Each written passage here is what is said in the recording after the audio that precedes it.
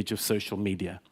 An age when a single photograph of a single person can go all around the world, and everybody sees it, and everybody says something must be done. And their politicians think, I've got to do something. And then they do something, and the public say, no, that wasn't the something we were thinking of. We've thought of something else, but we don't know what. How do we live in that world? How do politicians act in that world? How do we have any form of political leadership in that world? How do we work out what the right thing to do is in that world? What's up, YouTube? Hope you guys are feeling good. My name is Eleru, and today I'm back with a new video and check out with you guys. This is called Douglas Murray on the Global Refugee Crisis. Doha Debate. You know how it goes, guys. We talk less and we react more. Let's check this out. Well, thank you very much. It's a great pleasure to be with you here in Doha. I've been traveling across several continents in recent years, not just to the countries that people are fleeing from around the world, but also to the places they're fleeing to the refugee camps, migrant camps that people end up in. And I've been struck by so many thoughts during this time, but one of them is that there are so many utopian dreams that occur. People dream that you could live in a borderless world on one hand. Other people pretend you could just stop anyone coming. These are impossible dreams, but somewhere in the middle of them is something we need to aim for. And one of the ways I've started to realize that we need to think about this is in the following terms, not about right or wrong or, good and bad. I'm a good person, you're a Nazi. It's too easy. What we need to think about with this is that we're in a situation with migration talking about competing virtues. There are two virtues in this whole debate that are in serious competition, not just between people, but within all of us. The first virtue, I would say, is the virtue of mercy, the desire to be merciful to our fellow human beings who are suffering. And we all feel that. Everybody should feel that. But there is also another virtue here, the virtue of justice. And that's not just justice for people fleeing countries, but justice for people in the countries that they are fleeing to. And we can't ignore those two parts. We need to recognize that's what's going on here. This is why it's so difficult, and the debate goes down the middle of all of us. So look, there are so many questions we need to think about if we're going to address this. And I'm so glad, by the way, this isn't a debate, because this is a very not debatable issue. But why we need to think about this. Let me give you just 6 examples of things we need to think about much more deeply than we have. The first is this. I would suggest it is very obvious that the developing world cannot move to the developed world. So what do we do? Who can come? That's one part of that question. And the second part, which is much harder, who can't? We are very, very bad at having even a bit of that debate, but we need to. Secondly, what are the differences between people fleeing for their lives from a war zone and people fleeing serious, severe economic deprivation in, for instance, sub-Saharan Africa? Now, there are differences, but if you recognize that, then you've got to work out where along the way you would put your line for legitimate asylum claims. A third of people in sub-Saharan Africa polled last year by Gallup said they wanted to move and leave sub-Saharan Africa. So you've got to work out along this way, if you're going to have a sustainable asylum policy, who qualifies for it. And I would suggest we're not very good at having that discussion either. A third point. We know that some cultures find it easier to mix into other cultures than others, but we don't know exactly how. And we don't know what the proportions of people are in another culture that work well, integrate well, adapt well, and what the proportions are that start to make that integration, that adaptation far harder. We have thought very little about this, and what thinking there has been pretty bad. Let me give you another example of something we need to think about. How do we deal with a question this serious in the age of social media? An age when a single photograph of a single person can go all around the world, and everybody sees it, and everybody says something must be done. And their politicians think, I've got to do something. And then they do something, and the public say, no, that wasn't the something we were thinking of. We've thought of something else, but we don't know what. How do we live in that world? How do politicians act in that world? How do we have any form of political leadership in that world? How do we work out what the right thing to do is in that world? Not just in the short term, but in the long term too. Let me give you a 5th question. How do we ensure that we're able to have a serious and deep debate about these issues, and that we're able to allow people to express legitimate concerns and have that debate without those legitimate concerns being dismissed as xenophobic, nativist, and so on? How do we work out where that might be the case? And how do we work out where it's not, where there are legitimate fears? 6th question. How do we overcome fatalism? The fatalism you hear everywhere these days, sometimes in the spirit of optimism.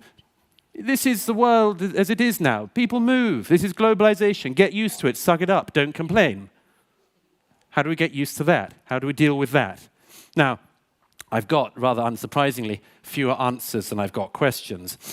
But let me give you just 3 answers I would suggest that we could hold on to as the beginning of a set of answers to this. The first is, hold a very clear line between people fleeing for their lives from war zones and people fleeing economic deprivation.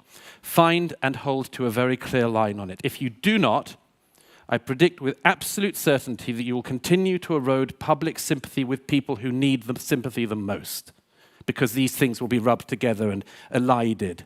So I would suggest, first of all, find that and hold on to it pretty close. Second thing I would suggest, find a broad level of agreement, and there is a lot of this internationally now, that the best way to cope with the most serious situations is to keep people roughly in the area of the country for which they fled.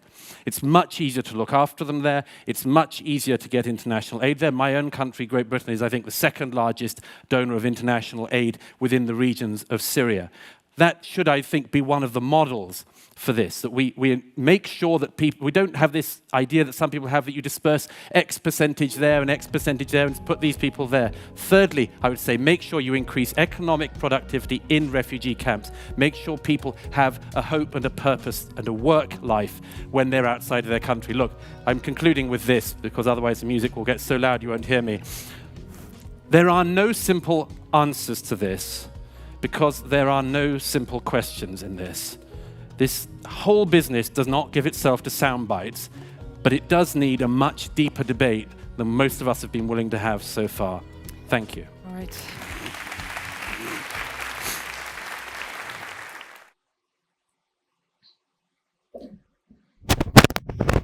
As he said, there are no simple answers because there are no simple questions to this particular issue.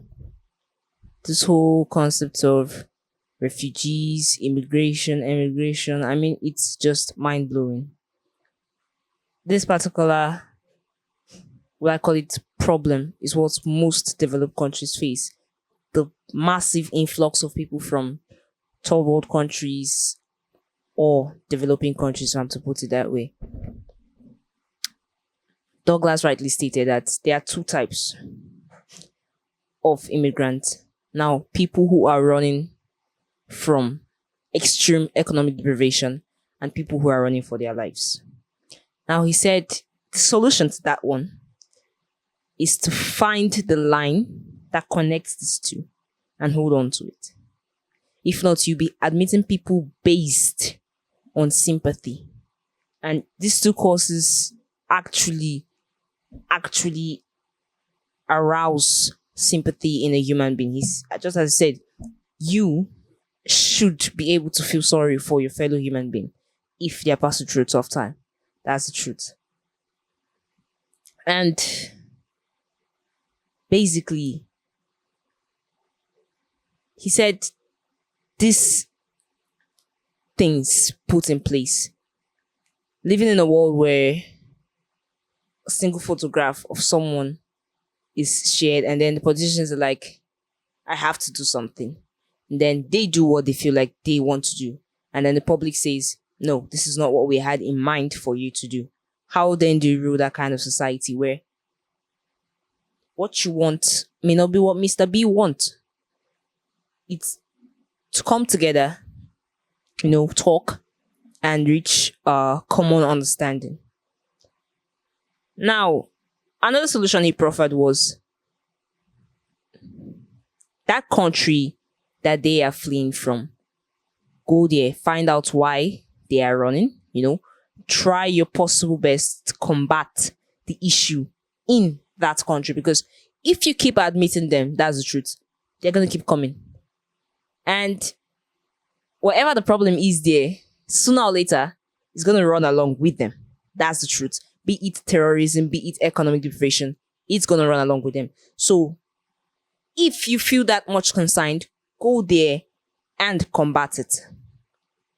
And he said giving out aid to them in their country would actually go a long way in helping them. rather than admitting them to a place where they know nothing about the rules and implementations of that place. Just taking them back to another struggle. With time they adapt, but then why don't you give them the comfort in their home? Why don't you make them comfortable in the place that was meant to be their safe zone? Why don't you take it back to their safe haven? Guys, I believe we learned a lot from this video. Please leave your comments in the comment section and leave a thumbs up at the end of this video. Thank you all for watching and stay safe.